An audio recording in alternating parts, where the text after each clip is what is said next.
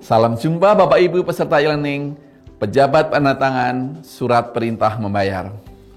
Pada materi sebelumnya, Bapak Ibu telah mempelajari mengenai pengadaan barang jasa pemerintah terkait PPSPM. Pada kesempatan kali ini, bersama saya, Nurkolis Majid, Widya Iswara, Pusikat Anggaran dan Perbendaharaan, kita akan mempelajari materi mengenai perpajakan atas pembayaran beban APBN. Materi ini terbagi menjadi 4 bagian. 1. Pengertian dan ruang lingkup pemotongan dan pemungutan pajak. 2. Pengujian atas pemotongan dan pemungutan pajak penghasilan atau PPH. 3. Pengujian atas pemungutan pajak pertambahan nilai dan pajak penjualan atas barang mewah atau PPN dan PPNBM. 4. Pengujian atas pengenaan bea materai. Pada video yang pertama ini, kita akan mempelajari mengenai pengertian dan ruang lingkup pemotongan dan pemungutan pajak. Berikut penjelasannya. Berdasarkan Undang-Undang KUP, Undang-Undang Nomor 28 Tahun 2007, pajak adalah kontribusi wajib kepada negara yang terutang oleh orang pribadi atau badan yang bersifat memaksa berdasarkan undang-undang dengan tidak mendapatkan imbalan secara langsung dan digunakan untuk keperluan negara bagi sebesar-besarnya kemakmuran rakyat. Peran PPSPM dalam pajak. Pengeluaran keuangan negara pada instansi pemerintah harus memperhatikan aspek perpajakan. PPSPM sebagai ordonatur pada satuan kerja harus melakukan pengujian terhadap pemotongan atau pemungutan pajak. Tugas ini harus dilakukan oleh PPSPM dalam rangka pengamanan penerimaan negara. Dasar hukum. Peraturan Menteri Keuangan Republik Indonesia Nomor 178/PMK.05/2018 tentang perubahan atas Peraturan Menteri Keuangan PMK 190/PMK.05/2012 tentang tata cara pembayaran dalam rangka pelaksanaan anggaran pendapatan dan belanja negara.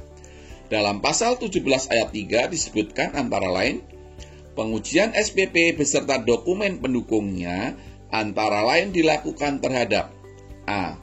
Kebenaran perhitungan tagihan serta kewajiban di bidang perpajakan dari pihak yang mempunyai hak tagih.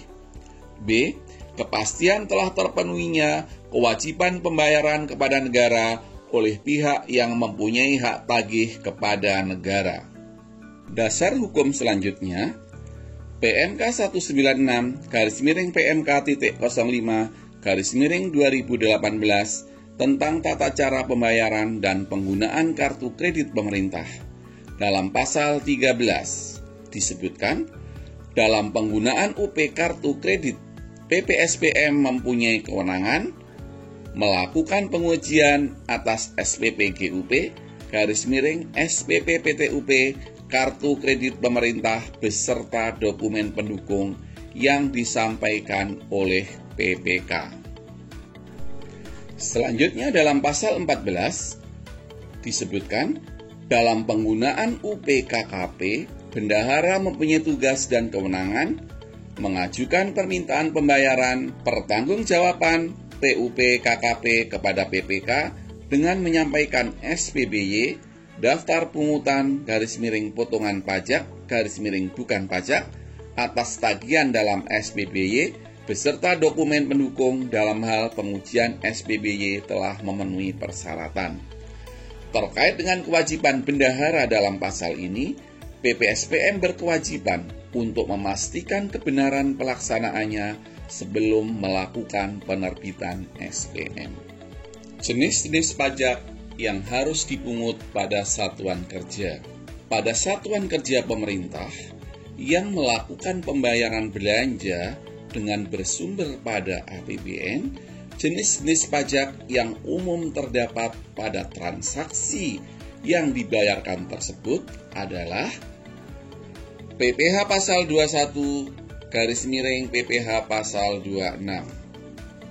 Pemotongan atas penghasilan yang diberikan kepada pegawai, pegawai tidak tetap, honorer, dan lain-lain. Pasal 21 untuk objek pajak dalam negeri, sedangkan pasal 26 untuk objek pajak luar negeri. PPh pasal 21 dan pasal 26 ini dikenakan atau dibayarkan oleh perorangan. Selanjutnya, PPh pasal 22, yaitu pemungutan pajak atas pembelian barang. PPh pasal 23, yaitu pemotongan pajak atas pembayaran jasa atau sewa. Selanjutnya, PPh final, yaitu PPh pasal 4 ayat 2, yaitu pemotongan atas pembayaran transaksi yang bersifat final seperti sewa tanah, gedung bangunan, serta jasa konstruksi. Selanjutnya adalah PPN dan PPNBM, yaitu pemungutan pajak pertama nilai yang dikenakan atas transaksi penjualan barang kena pajak atau jasa kena pajak. Itulah jenis-jenis pajak yang pada umumnya terdapat pada satuan kerja pemerintah. PPSPM bertugas untuk melakukan pengujian atas pemotongan dan pemungutan pajak-pajak tersebut. Jatuh tempo pembayaran dan pelaporan pajak PMK 231-PMK.03-2019. Jatuh tempo pembayaran dan pelaporan pajak dapat dijelaskan sebagai berikut. Jenis pembayaran, pembayaran penggunaan atau pembayaran dengan menggunakan mekanisme uang persediaan. Batas pembayaran selambat-lambatnya disetor 7 hari setelah tanggal pelaksanaan pembayaran. Adapun batas pelaporan selambat-lambatnya adalah tanggal 20 setelah masa pajak berakhir. Adapun jenis pembayaran menggunakan mekanisme langsung, disetor pada hari yang sama dengan tanggal pelaksanaan pembayaran atau tanggal terbit SP2D, dan batas pelaporannya adalah tanggal 20 setelah masa pajak berakhir.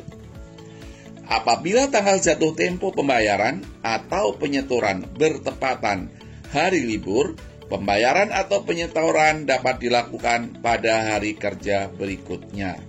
Dalam hal jatuh tempo penyampaian laporan bertepatan dengan hari libur, maka penyampaian laporan wajib pajak dilakukan paling lambat pada hari kerja berikutnya setelah tanggal jatuh tempo tersebut. Demikianlah ketentuan terkait dengan jatuh tempo pembayaran dan pelaporan pajak. Kode akun pajak. PPSPM juga bertugas untuk memastikan kebenaran penggunaan akun. Untuk PPh pasal 21, kode akun pajak adalah 41121 dengan kode jenis setoran dan penjelasan sebagaimana dalam tayangan berikut. Untuk PPh pasal 22, kode akun pajak adalah 41122 dengan kode jenis setoran dan penjelasan sebagaimana dalam tayangan berikut.